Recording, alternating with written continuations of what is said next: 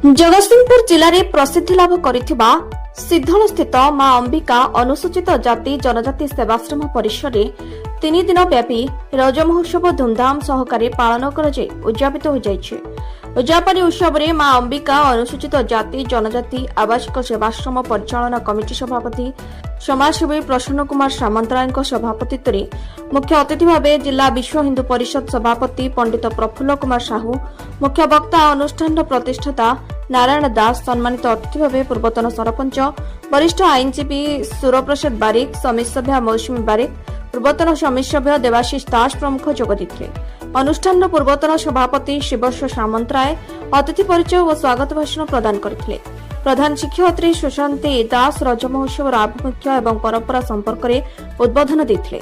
3 दिन व्यापी रज महोत्सव में अनुसूचित जाति जनजाति सेवाश्रम छात्र छात्री माननकु नूतन पोशाक, सुस्वादु खाद्यपेय, गीतनाच, दोली खेलर आयोजन करा जायतिला। शेषरे सहकारी प्रधान शिक्षक धन्यवाद अर्पण करथिले। जगतसिंहपुर ज्योतिरंजन परिडांक रिपोर्ट, श्री न्यूज।